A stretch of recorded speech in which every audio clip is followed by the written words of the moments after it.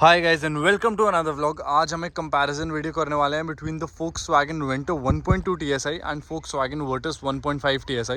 तो फर्स्टली ये एक प्रेडिसेसर टू सक्सेसर का कंपैरिजन है और ये बहुत ज़्यादा इंपॉर्टेंट है यार। फर्स्टली इस वजह से क्योंकि मैंने यूट्यूब पे देखा नहीं है, क्योंकि यार ये काफ़ी लोगों को फील कराएगा from being a Vento owner what is it to being a Virtus owner. तो उस पर्सपेक्टिव से ये कंपैरिजन काफ़ी नेसेसरी है और इस वजह से मैं लेके आ रहा हूँ। तो फर्स्टली दोनों गाड़ियों को मैं आपको फ्रंट फेशिया दोनों का डिस्क्राइब कर देता हूँ। वर्टिस के अंदर आपको 2 स्ट्राइकिंग क्रोम स्ट्राइक्स आती हैं, सामने स्ट्राइप्स आती हैं और VW का बोर्ड लोगो यहाँ पे आता है। और ये गाड़ी की अगर आप डायमेंशनली, ये गाड़ी वर्टिस वेंटो से काफ़ी मिनिमलिस्टिकली बड़ी है, लेकिन अगर आप इसके स्टांस की बात करो तो स्टांस काफ़ी इम्पोजिंग सा है। वो इस वजह से क्योंकि विड्थी बनाने की कोशिश की गई है और उसकी जितनी भी विड्थ है उसको सिग्निफाई कर रहे हैं ये। जैसे कि यहाँ पे शोल्डर लाइन जो है गाड़ी की काफ़ी ज़्यादा आपको यहाँ से दिख रहा होगा, कंटिन्यूएशन में एक स्ट्रेट लाइन जा रही है उसको दिखाने के लिए। जो गाड़ी के टायर के आसपास है, जो फेंडर वाला पोर्शन है वो भी काफ़ी ज़्यादा प्रोनाउंस है। On the other hand Vento के अंदर आपको शोल्डर लाइन जो है यहाँ से नीचे से दिख रही होगी, ये पीछे जा रही है, तो काफ़ी लीनियर सा दिखता है ये। और इसकी सिर्फ एक चीज़ थोड़ी सी वृद्धि लगती है, वो इसके यहाँ पे है फेंडर लाइन के आसपास, क्योंकि ये टायर वाला जो पोर्शन है सिर्फ यही प्रोनाउंस्ड है। बाकी इस गाड़ी का जो बोनेट वाला एरिया वो काफ़ी स्टीप सा है, जिसकी वजह से गाड़ी काफ़ी सिंपलिस्टिक लगती है और थोड़ी मिनिमलिस्टिक सी लगती है, थोड़ी छोटी लगती है साइज़ में। On the other hand Virtus के अंदर ऐसा नहीं है। वर्टिस के अंदर अगर आप सामने देखोगे यहाँ पे नीचे भी एक क्रोम की लाइन आती है सिंगल, यहाँ से कंटिन्यूएशन में जो यहाँ से यहाँ तक जाती है। और वेंटो के अंदर एक ही क्रोम स्ट्रिप आती है ये नीचे की तरफ, और ये स्ट्रेट है यहाँ से यहाँ। अगर आप दोनों के डिज़ाइन की बात करोगे तो काफ़ी सिमिलर है, लेकिन काफ़ी डिफरेंट भी है। वो सिमिलैरिटी इनकी जो है वो इतनी ज़्यादा एविडेंटली दिखती नहीं है। वर्टिस के अंदर अगर आप एक चीज़ देखोगे, जो इनका एक बहुत बड़ा फ्लॉ है, वो ये है कि रेडिएटर यहाँ से विजिबल है, क्योंकि पत्थर वत्थर सीधा पड़ेगा तो सीधा रेडिएटर डैमेज होने का चांस है काफ़ी अच्छा। On the other hand Vento के अंदर यहाँ पे आपको दिख रहा होगा रेडिएटर तक पहुँचना बहुत मुश्किल है, क्योंकि ये फर्स्टली बहुत छोटी छोटी सी गैप है इसके अंदर, ज़्यादा गैप नहीं है। सेकेंडली यहाँ पे आप नीचे देखोगे, यहाँ बीच में भी कुछ लगा हुआ है जो रेडिएटर को प्रोटेक्ट करता है। और LEDs दोनों गाड़ियों के अंदर आती हैं, फुल LEDs हैं। वेंटो के अंदर जो LEDs आती थी, ये वाली LEDs जो है ये आपको दिख रहा होगा ट्रेडिशनल LEDs हैं ये, और इनका जो थ्रो है बहुत ही ज़्यादा अच्छा है और ये बेस्ट है सेगमेंट में टिल डेट। और इसका जो थ्रो है वो वर्टिस की LEDs से काफ़ी बेटर है, क्योंकि ये प्रोजेक्टर सेटअप के साथ आती है। इसकी आपको LEDs दिख रहे होंगे, प्रोजेक्टर सेटअप है पूरा, और उसका प्रोजेक्टर नहीं, उसकी जो ऑर्थोडॉक्स नहीं लेकिन ट्रेडिशनल LEDs होती हैं उस डिज़ाइन लैंग्वेज पे बेस्ड है इसकी LEDs। On the other hand अगर हम इसके फॉग लैम्प्स की बात करें तो फॉग लैम्प्स इस गाड़ी को हैलोजन आते हैं, और वेंटो को भी फॉग लैम्प्स जो आते हैं वो हैलोजन ही आते हैं। आपको दिख रहा होगा यहाँ पे वेंटो को इंडिकेटर भी हैलोजन आता है। On the other hand Virtus का जो इंडिकेटर है वो LED आता है, वो भी LED है।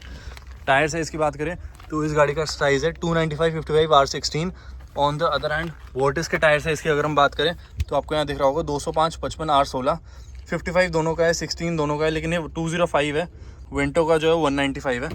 इसको गोडेयर के टायर आते हैं, इसको भी गोडेयर के टायर आते थे, और दोनों गाड़ियों को टायर सेम आते हैं दोनों गाड़ियों के। लेकिन टायर डिज़ाइन की बात करते हैं, ये वाले जो टायर्स हैं आपको वर्टिस GT के लोअर ट्रिम्स में ये वाले एलॉयज़ नहीं आते, ये इसकी GT वेरिएंट में ही आते हैं, ग्लॉस ब्लैक फिनिशिंग वाले।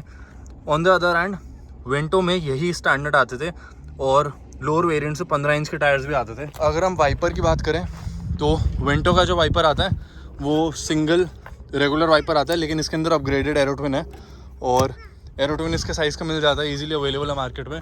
जो वर्टिस के अंदर है ये ट्विन ब्लेड है, लेकिन ये प्रीमियम क्वालिटी ऑफ वाइपर नहीं है, ये रेगुलर वाला वाइपर ही है। इसको सिर्फ एक डिज़ाइन पर्पज़ के लिए दिया हुआ है। नीचे का जो सेकंड पोर्शन है इसके अंदर यहाँ पे आपको दिख रहे होंगे 2 कैमरा सेंसर्स हैं, और ये 2 कैमरा सेंसर्स इसके ऑटो डिमिंग हेडलैम्प्स और रेन सेंसिंग वाइपर्स दोनों के लिए यूज़ होता है। On the other hand Vento के अंदर भी आपको 2 कैमरास दिख रहे होंगे, लेकिन इसके अंदर ऑटो डिमिंग हेडलैम्प्स नहीं है। हेडलैम्प्स इसके मैनुअल है, लेकिन इसके रेन सेंसिंग वाइपर्स आते हैं तो उसका कैमरा है ये। और अगर आप देखोगे दोनों गाड़ियों का यहाँ पे साशी नंबर और वो सब लिखा हुआ है। वर्टिस का भी यहाँ पे लिखा हुआ है। वर्टिस की ये वाली जो लाइन है काफ़ी प्रोनाउंस्ड है इसकी बोनेट पे, और इससे आपको काफ़ी वृद्धि लगती है गाड़ी। On the other hand Vento में ये जो लाइन है यहाँ से स्टार्ट होती है और कंटिन्यूएशन में यहाँ जाती है, जिसकी वजह से गाड़ी इतनी वृद्धि नहीं लगती है। दोनों गाड़ियों का स्टांस काफ़ी सिमिलर है, लेकिन वेंटो जो है वो काफ़ी लो स्लंक है। Virtus on the other hand is very high riding car. ये 179 ग्राउंड क्लियरेंस के साथ आती है मिलीमीटर्स की, और वेंटो की जो ग्राउंड क्लियरेंस है वो 165 मिलीमीटर्स की आती थी। तो क्लियरली वहाँ पे एक बहुत बड़ा एडवांटेज है वर्टिस को कि वो बैड पैचेस ऑफ रोड से इजीली ओवरकम कर सकती है बिना किसी परेशानी के। और अगर हम फेंडर की बात करें तो यहाँ पे फेंडर में आपको GT बैजिंग मिलती है वर्टिस के अंदर। वेंटो का ये हाईलाइन प्लस है, टॉप वेरिएंट है, इसके अंदर यहाँ कोई बैजिंग नहीं आती, ये दिखाने के लिए कि यह टॉप मॉडल ही है गाड़ी का। रियर में वर्टिस की जो लाइट्स हैं वो काफ़ी ज़्यादा जेटा इंस्पायर्ड है और आपको यहाँ पे ब्लैक टिंटेड लाइट्स आती हैं, ये ब्लैक ग्लॉसी ब्लैक फिनिश में, टिंटेड तो नहीं है, और ये काफ़ी ज़्यादा अच्छी लगती हैं। सेकेंडली ये फुल LED यूनिट है जो काफ़ी ज़्यादा अच्छा है। LEDs ही रिक्वायर्ड है आज के ज़माने में और सब LEDs ही दे रहे हैं। ये कंप्लीट LED यूनिट आता है, इसकी हेडलैम्प ब्रेक लैम्प सब LED है और इसकी जो रूफ माउंटेड स्टॉप लैम्प पे ये भी LED आती है यहाँ पे। और on the other hand window के अंदर यहाँ पे भी हैलोजन है, यहाँ पे भी हैलोजन है, यहाँ पे भी हैलोजन है, मतलब low beam, high beam, reverse lamp तीनों हैलोजन है गाड़ी के। और सिर्फ एक TSI की बैजिंग आती है जो दिखाता है कि TSI power tech engine use करती है गाड़ी। रियर में एक सिंगल क्रोम स्ट्रिप आती है विंटो को और वर्टिस को यहाँ पे कोई क्रोम स्ट्रिप नहीं आती, यहाँ पे लोअर डाउन एक क्रोम स्ट्रिप आती है सिर्फ। और इसका स्टांस अगर आप देखोगे काफ़ी हद तक जेटा जैसा है, बस ये काफ़ी हाई राइडिंग है, इसकी वजह से लोअर बॉडी इसकी एक्सपोज है। फ्यूल टैंक इसका यहाँ से दिख सकता है आपको, और दो इसके अंदर आपको यहाँ पे एग्जॉस्ट टिप्स भी दिख रहे होंगे, और वो दो इसीलिए हैं क्योंकि ये 1.5 GT है, 1 लीटर में सिंगल एग्जॉस्ट टिप आता है। On the other hand Vento के अंदर एग्जॉस्ट टिप सिंगल आता है और ये एग्जॉस्ट टिप वर्टिस के एग्जॉस्ट टिप से काफ़ी मोटा है, आपको यहाँ पे दिख जाएगा। इसकी एग्जॉस्ट टिप्स थोड़ी सी पतली हैं, उसकी मोटी हैं थोड़ी। और इस गाड़ी के अंदर एक चीज़ बहुत ज़्यादा अच्छी ये आती थी कि ये जो गाड़ी थी इसका डिज़ाइन टाइमलेस था और ये आज भी डेटेड नहीं लगती है। इस गाड़ी का भी है लेकिन इसके अंदर जो ग्लॉसी फिनिशेस हैं उसकी वजह से गाड़ी थोड़ी डेटेड थोड़ी जल्दी लग सकती है, क्योंकि एक क्लिप स्पॉइलर भी आता है यहाँ पे, शार्क फिन एंटीना आता है, डुअल टोन में आती है गाड़ी, सनरूफ के साथ आती है गाड़ी। इस गाड़ी की कोई सनरूफ नहीं आती, एक सिंगल एंटीना आता है और सिंगल टोन में आती है गाड़ी। क्रोम डोर हैंडल जिसके भी हैं और इसके भी हैं, इसके लेकिन नीचे की तरफ है, इसका क्रोम ऊपर की तरफ दिया हुआ है। मैं फोकस करके दिखा देता हूँ। और डिफरेंसेस यही हैं एक्सटर्नली अगर मैं बात करूँ, और एक बड़ा डिफरेंस ये है कि इसकी लेंस जो है वो 4.4 मीटर्स की है और वर्टिस की लेंस जो है 4.5 मीटर्स की है। तो क्लियरली 100 मिलीमीटर्स का डिफरेंस है वहाँ पे। और फ्यूल टैंक कैपेसिटी इस गाड़ी की 45 लीटर्स की है और वेंटो की फ्यूल टैंक कैपेसिटी 55 लीटर्स की है, तो वहाँ पे भी एक बहुत बड़ा डिफरेंस आ जाता है। अब मैं एक बार बोनट खोल कर दिखा देता हूँ आपको। तो दोनों गाड़ियों का बोनट खोलती सबसे पहले आपको एक चीज़ बता देता हूँ कि इसकी जो TSI पावर्ड है वो यहाँ पे बहुत ज़्यादा प्रोनाउंस्ड है और सबने दिखाया हुआ है कि VW ने पूरी कोशिश की है कि आपको पता रहे कि कौन सा इंजन इस गाड़ी को पावर करता है। और यहाँ पे आपको ऑडी और फोक्सवैगन दोनों का लोगो दिखेगा, तो क्योंकि ये गाड़ी जो है ऑडी की कार्स में भी ड्यूटी करता था, ऑडी A1 में ड्यूटी करता था ये engine. On the other hand Volkswagen Virtus में जो 1.5 लीटर का है इसके अंदर यहाँ पे कोई भी ऐसी बैजिंग नहीं आती, लेकिन ये बहुत नीटली पैक्ड इंजन है, 4 सिलेंडर्स है इसका। एक क्या कहते हैं, इंजन कवर भी बहुत अच्छे से नीटली दिया हुआ है, टर्बो चार्जर भी अच्छे से एकदम विजिबल है गाड़ी का, बैटरी भी एकदम कॉम्पैक्ट और अच्छे से प्लेस्ड है सब कुछ। अगर आप 1 लीटर वाले इंजन की बात करोगे तो उसके अंदर ये वाला एरिया थोड़ा एम्प्टी फील होता है, लेकिन ये इंजन बे इसके लिए एकदम परफेक्टली सूटेड है। और इस गाड़ी को अंदर यहाँ पे इंसुलेशन नहीं आती है। On the other hand window के अंदर यहाँ पे इंसुलेशन आती थी और वो अभी खैर इसकी तो थोड़ी ख़राब हो चुकी है, लेकिन हाँ यहाँ पे इसकी इंसुलेशन आती थी। और एक एकदम सेंट्रिक मार्किंग दी हुई है कि आपको यहाँ पे इसको प्लेस करना है, जबकि यहाँ पे इसके अंदर बहुत सारे पोर्शंस हैं जहाँ पे मार्किंग नहीं दी हुई है, तो उसको आपको ढूंढना पड़ता है कि भाई यहाँ पे हमें अटकाना पड़ेगा इसको। लेकिन VW की बैजिंग आपको दिख रहा होगा, छोटी सी छोटी हर चीज़ के ऊपर दिखेगी और यही चीज़ है, अटेंशन टू डिटेल है काफ़ी ज़्यादा अच्छा। जैसे कि मैं आपको इसके टायर्स के ऊपर भी दिखाता हूँ, इसके जो ये नट बोल्ट वाले कैप्स है इसके ऊपर भी वोक्सवैगन लिखा हुआ है और रेड ब्रेक कैलिपर्स आते हैं इस गाड़ी को। उस गाड़ी को नहीं आता है ऐसा कुछ भी, उस गाड़ी को एकदम simple sober black tone dual tone वाले कैलिपर्स आते हैं। और गाड़ी के अंदर चलते हैं, उसके बाद फिर मैं आपको दोनों अंदर से डिफरेंसेस दिखाता हूँ दोनों गाड़ी के। तो first impression as soon as I step into Volkswagen Vento 1.2 TSI यही है कि गाड़ी का कैबिन काफ़ी नीटली पैक्ड है, लेकिन थोड़ा सा डेटेड लगने लगा है, क्योंकि ये थोड़ा सा आपको लग रहा होगा कि काफ़ी ओल्ड जनरेशन से चलता आ रहा है, लेकिन ये अभी भी नीट लगता है। ऐसा नहीं है कि आउट ऑफ द प्लेस लगता है कि यार ये बहुत पुराना लगता है, बहुत बूढ़ा लगता है। स्टीयरिंग भी इसका फ्लैट बॉटम है, काफ़ी सुंदर लगता है, स्पोर्टी लगता है। और इग्निशन ऑन करते ही आपको सब कुछ यहाँ पे वार्निंग्स और ये सब आ जाती हैं। फिलहाल इस गाड़ी के अंदर कोई वार्निंग नहीं आ रही, सिर्फ पार्किंग ब्रेक की आ रही, क्योंकि मैंने हैंड ब्रेक ऊपर खींची हुई है। तो अंदर से इंटीरियर में आपको 1 touch window roll up and down मिल जाता है, जो कि आपको वर्टिस के अंदर नहीं मिलता है। एक बहुत बड़ा मिस है, जैसे कि मैं यहाँ से 1 टच से सब कुछ ऑपरेट कर सकता हूँ। On the other hand ORVM के कंट्रोल यहाँ पे हैं और बहुत सिमिलर फैशन में वर्टिस के अंदर भी दिए हुए हैं। और लॉक अनलॉक के बटन ये रहे, क्रोम डोर हैंडल्स हैं इसके, प्रॉपर थर्ड के साथ गाड़ी बंद होती है। एक बार मैं दोबारा करके दिखा देता हूँ। और यहाँ पे आपको डिसेंट स्टोरेज स्पेस मिल जाती है। 1 लीटर बॉटल बहुत इजीली स्टोर कर सकते हो। और आपको अगर बोनट को ओपन करना हो तो आप यहाँ से ओपन कर सकते हो। गाड़ी के लाइट के कंट्रोल्स यहाँ पे दिए हुए हैं। जैसा कि मैंने बताया था ऑटो नहीं आते, ऑटो नहीं है ये। ऑटो इनके रैपिड के अंदर आते थे, विंडो के अंदर नहीं दिए हुए थे। और अगर आपको इसके अंदर कुछ चेंजेस करने तो आप यहाँ से क्लिक करने के बाद चेंजेस कर सकते हो। और ऑपरेट करना हो स्क्रीन को तो ये रहे सारे इसके फंक्शंस। और इससे ज़्यादा फंक्शन है नहीं, आप ट्रिप 1 ट्रिप 2 देख सकते हो। और बहुत सिंपलिस्टिक सा ये एनालॉग डिज़ाइन इनका जो पहले पुरानी कार्स में आता था। ऑडी में भी काफ़ी सिमिलर ही आता था इनका डिज़ाइन जो था। इनके इंफोटेनमेंट की बात कर लेते हैं, उससे पहले मैं आपको एक बार गाना सुना देता हूँ।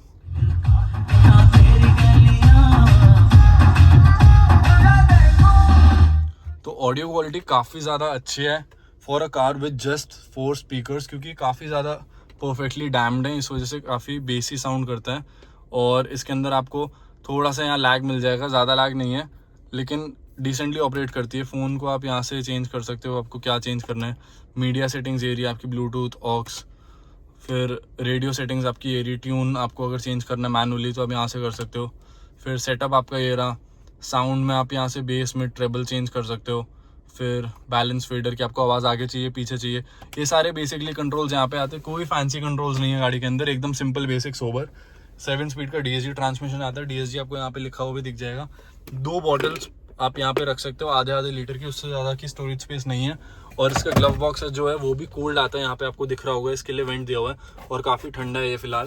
पैसेंजर सीट में भी कोई ऐसे फैंसी फीचर्स नहीं आते। हैंड ब्रेक है सिंपल, एक सिंपल सा आर्म रेस्ट है। और यहाँ पे IRVM इसका आ जाता है जो ऑटो डिमिंग है। लाइट के कंट्रोल्स यहाँ ऊपर दिए हुए हैं। इसको यहाँ पे भी सिर्फ एक टिकट कलेक्टर दिया हुआ है। यहाँ पे एक वैनिटी मिरर आता है और कुछ नहीं आता। ग्रैब हैंडल आता है इसका यहाँ पे, जो काफ़ी वेल डैम्ड है। और अगर मैं इसके सीट एडजस्टमेंट की बात करूँ तो सीट एडजस्टमेंट भी इस गाड़ी को मैनुअल आती है। आप यहाँ से इसको मैनुअली ऑपरेट कर सकते हो और कोई ऑटोमेटिक एडजस्टमेंट्स नहीं आते इस गाड़ी के अंदर। तो firstly stepping into the Volkswagen Virtus, अंदर आते ही आपको फर्स्टली दिखेगा यार बहुत ज़्यादा अपडेटेड कैबिन है। एक स्टार्ट स्टॉप का बटन यहाँ पे दिया हुआ है, कोई चाबी से नहीं है, कोई दिक्कत नहीं है गाड़ी के अंदर। ऑटो डिमिंग इसके लाइट के कंट्रोल्स आते हैं। 1 टच इसका सिर्फ, लेकिन ड्राइवर के लिए एक बहुत बड़ा मिस है ये, क्योंकि वर्टस के अंदर ये चीज़ एक्सपेक्टेड थी कि 1 टच ही आएगा, क्योंकि फोक्सवैगन की हर गाड़ी के अंदर स्टार्टिंग से 1 टच आता था। और यहाँ पे इसको हेडलाइट लेवलर दिया हुआ है। लेवलर भी इसका ऑटोमेटिक नहीं है, विंडो के अंदर लेवलर जो था वो ऑटोमेटिक आता था। IRVM के कंट्रोल्स, ORVM के ये रहे, जैसे कि मैंने आपको दिखाया था कि बहुत सिमिलर फैशन में विंडो के भी वर्टस के भी हैं। इसके लॉक अनलॉक के कंट्रोल्स ये रहे, क्रोम रोड हैंडल्स ये रहे इसके। उसके अलावा फिर यहाँ पे आपको इसके एयरकॉन वेंट्स आ जाते हैं, 4 एयरकॉन वेंट्स हैं। वायरलेस चार्जिंग के लिए एक पैड दिया हुआ है इन्होंने, जो काफ़ी अप मार्केट है। वेंटिलेटेड सीट्स के स्विचेस ये रहे, बॉटल होल्डर्स 2 ये रहे। लेकिन हाँ, यहाँ पे आपको इतनी स्पेस नहीं मिलेगी जितनी विंडो के अंदर मिलती थी। और इसका जो ग्लव बॉक्स है वो भी कूल्ड आता है विंडो की तरह। और यहाँ पे इसका लेवलर दिया हुआ है इन्होंने। स्टोरेज स्पेस काफ़ी डिसेंट है, मैं आपको दिखा देता हूँ। 1 लीटर की बॉटल बहुत इजीली फिट आ जाती है। इनफैक्ट 1 लीटर से थोड़ी ज़्यादा भी आ जाएगी आराम से, कोई प्रॉब्लम नहीं होगी उसके अंदर। और इसको एक सनरूफ भी आ जाती है, जो कि विंडो के अंदर एक क्लियर बहुत बड़ा मिस था जब वो मार्केट के अंदर थी। यहाँ पे इसको लाइट के कंट्रोल्स आ जाते हैं, जैसे कि विंडो को भी आते थे। और सनरूफ के कंट्रोल्स दे रहे। IRVM इसका भी ऑटो डिमिंग है, लेकिन मैंने एज एन ओनर्स पर्सपेक्टिव बताता हूँ, इतना ज़्यादा अच्छा नहीं है एज़ कम्पेयर टू विंटो। अच्छा है ये, बाकी गाड़ियों से बहुत अच्छा है, लेकिन विंटो से इतना अच्छा नहीं है। और यहाँ पे एक इसका टिकट रिसीट होल्डर आ जाता है। ग्रैब हैंडल आ जाते हैं, इसका थोड़ा फ्लिमजी सा है ग्रैब हैंडल। हार्ड प्लास्टिक का यूज़ हर जगह किया हुआ है गाड़ी के अंदर। और ऑल इन ऑल कैबिन काफ़ी अच्छा है। मैं आपको यहाँ पे इसके वर्चुअल कॉकपिट भी दिखाता हूँ। इसके अंदर काफ़ी सारे फंक्शंस आ जाते हैं, आप काफ़ी सारी चीज़ें चेंज कर सकते हो। Settings, close, speed, steering angle, telephone, audio, oil temperature, refuel quantity, gear display, average display, date time, average, economy, driving data. तो ऑल इन ऑल काफ़ी सारे फंक्शंस आ जाते हैं इसके अंदर। और इसकी जो सेंटर स्क्रीन है, जो इनकी MID है, वो भी काफ़ी अच्छे से फंक्शन करती है। मैं आपको एक बार इसकी ऑडियो क्वालिटी सुनाता हूँ रेडियो ऑन करके, जैसे कि कोई यहाँ पे अभी गाने चलाता हूँ मैं एक बारी।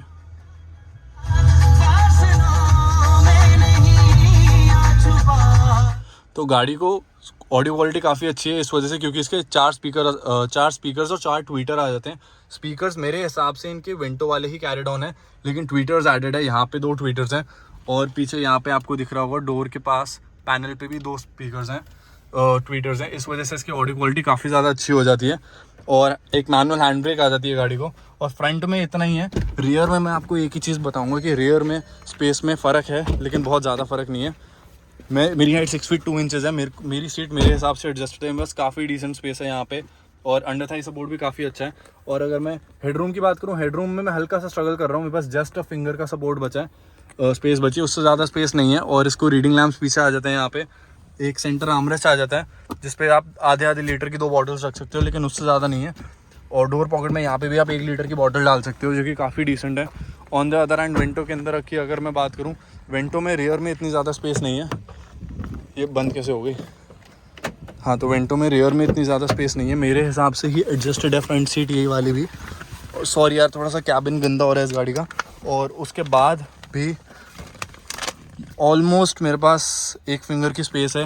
हेडरूम की बात करूँ तो headroom is almost about the same as compare to the Virtus, लेकिन इसकी रीडिंग लैम्प्स की क्वालिटी बेटर है। लेकिन यहाँ LEDs नहीं आते हैं, हैलोजन आते हैं। और यहाँ पे आप आधी लीटर से ज़्यादा स्टोरेज स्पेस नहीं रख सकते हो। तो ऑल इन ऑल कैबिन के अंदर और गाड़ी के बाहर इतनी जो चीज़ें थी टू टॉक अबाउट।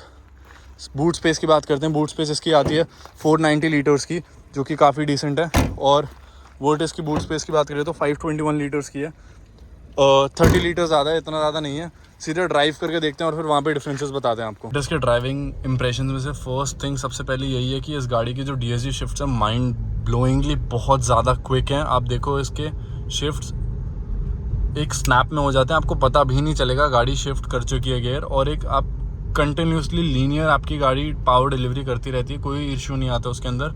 और जैसे ही आपको अगर AC ऑफ करके मैंने ट्रैक्शन ऑफ कर दिया और गलती से गाड़ी मैंने डाल दी स्पोर्ट्स मोड में, उसके बाद फिर गाड़ी की पावर देखो आप।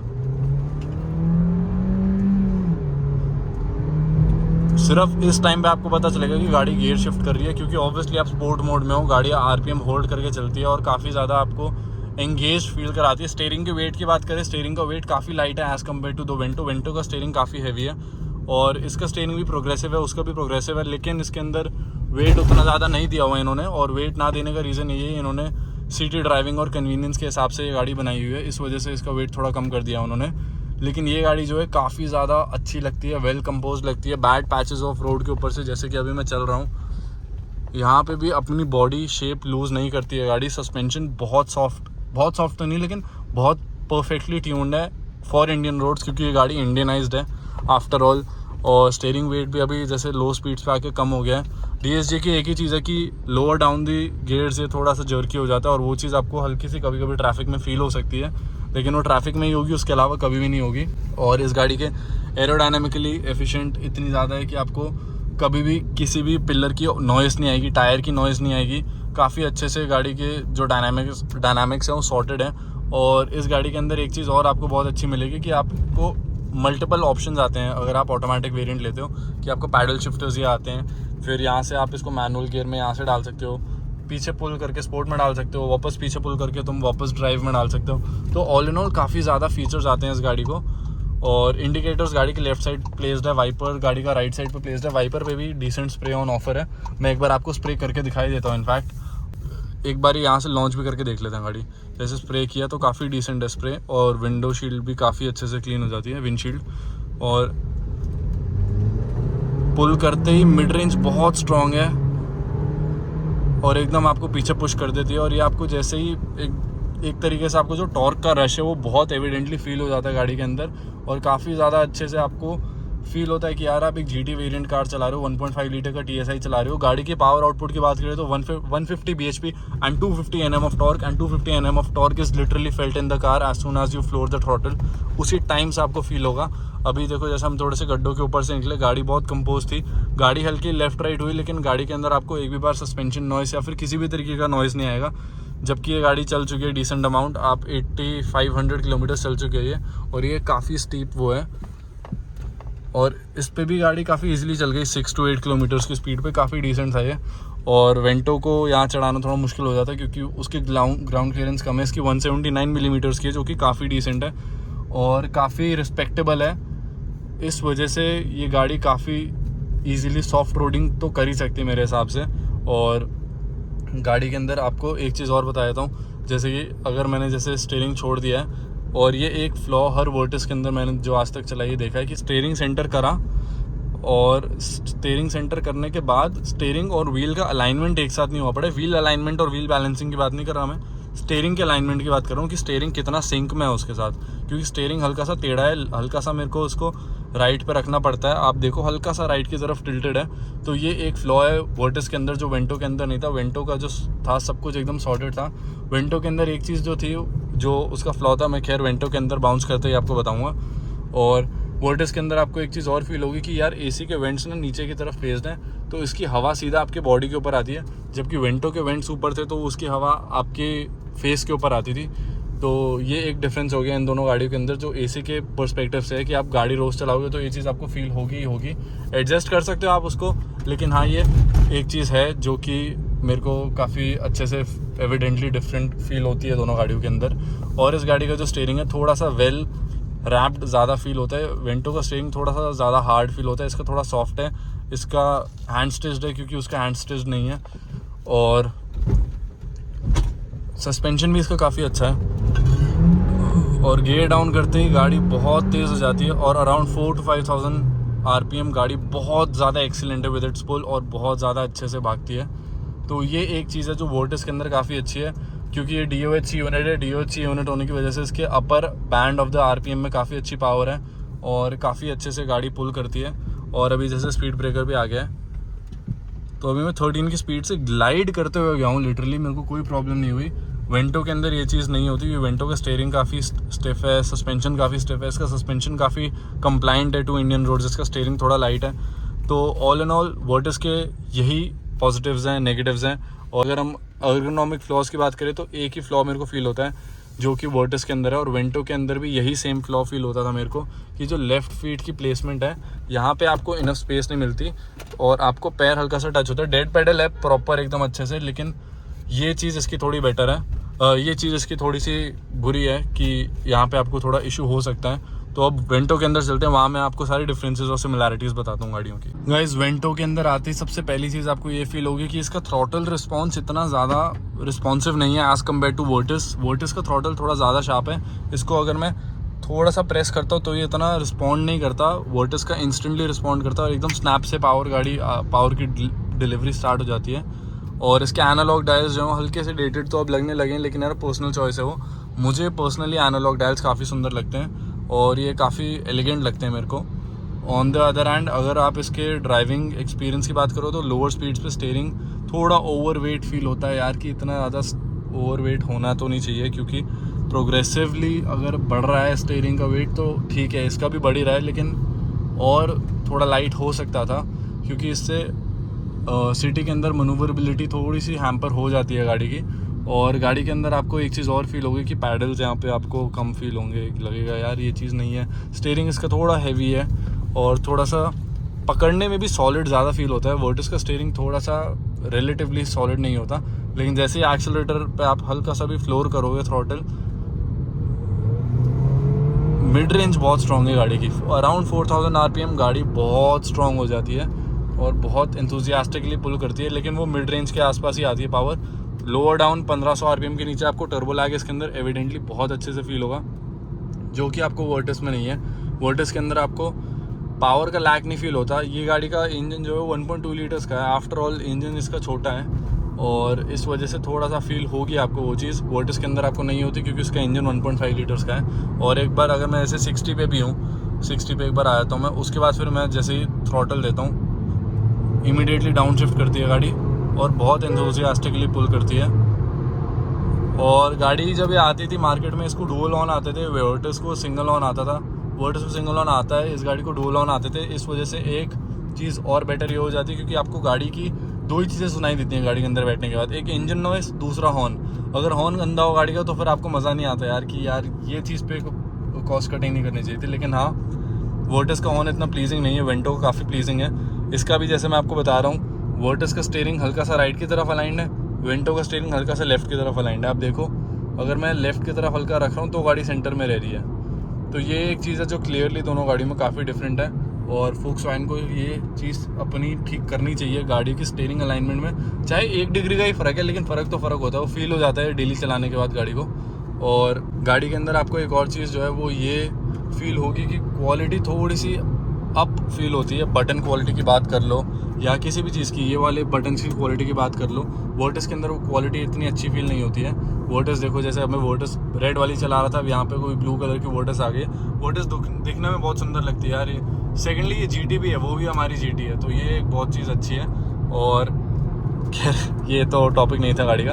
तो बेसिकली ये गाड़ी जो है इस प्राइस में जिसमें आती थी, ये काफ़ी ज़्यादा अच्छे फीचर्स के साथ आने लगी थी एंड में, लेकिन उसके बाद भी काफ़ी फीचर्स मिस होते थे। जैसे वायरलेस एंड्रॉयड ऑटो नहीं था, वायरलेस चार्जिंग पैड नहीं था गाड़ी के अंदर, और भी बहुत सारे फीचर्स जो थे वो गाड़ी के अंदर नहीं आते थे। वर्चुअल कॉकपिट नहीं आता था गाड़ी के अंदर, फिर वेंटिलेटेड सीट्स नहीं आती थी गाड़ी के अंदर, जो कि इन्होंने सब वर्टिस में रेक्टिफाई कर दिया है। और वहाँ पे वर्टिस को सारे प्लस पॉइंट्स मिल जाते हैं। फिर इसके रियर में स्पेस भी ज़्यादा है वर्टिस से, रियर में बॉटल होल्डर भी थोड़ा बड़ा आ जाता है। लेकिन हाँ, इसके फ्रंट में यहाँ पे आप 750 ml की बॉटल रख सकते हो, उसके अंदर आप आधे लीटर की ही रख सकते हो, वो चीज़ मैंने आपको बताई दी है ऑलरेडी। तो ऑल एंड ऑल यही सारे डिफरेंसेस हैं। एक बार मैं आपको इसको लॉन्च करके भी दिखा देता हूँ, क्योंकि लॉन्च करते हुए GSG का सबको पता है गाड़ी लॉन्च नहीं होती, और ये गाड़ी भी उसी चीज़ को कंटिन्यू करती है कि लॉन्च नहीं होगी। एक बार मैं आपको जल्दी से लॉन्च करके दिखा देता हूँ, उसके बाद फिर आपको इंस्टेंट फ़र्क पता चल जाएगा दोनों में। जैसे किया मैंने, मिड रेंज देखो गाड़ी का कितना स्ट्रॉन्ग है, क्योंकि ये SOHC यूनिट है, इसका मिड रेंज बहुत ज़्यादा स्ट्रॉन्ग है गाड़ी का। और इतने स्ट्रॉन्ग मिड रेंज की वजह से ही ये गाड़ी जो थी इतनी एंथुजियास्टिक थी at the time this was in the market. और बस हमारे 120 हो गए, इससे ज़्यादा मैं कुछ स्पीड बढ़ाना नहीं चाहूँगा, क्योंकि ये थोड़ा रिस्की हो जाता है। और वेंटो जो है यार, सबको पता है कि it was built like a tank. ये उस टाइम की गाड़ी है जब फोक्सवैगन स्कोडा बहुत ज़्यादा अच्छी क्वालिटी का मेटल यूज़ करते थे, बहुत ज़्यादा अच्छी बिल्ड क्वालिटी रखते थे। अभी भी अच्छी रखते हैं, टॉप नॉच है, अभी भी बेस्ट है, अभी भी अपने सेगमेंट में, लेकिन अपने स्टैंडर्ड्स के हिसाब से थोड़ा कम है। तो गाइस, ये था मेरा आज का व्लॉग। इस कंपैरिजन से अगर आपको थोड़ा सा भी ओनर का पर्सपेक्टिव समझ आया हो तो please just like it, share it and subscribe. I will see you next time with some another video. Bye.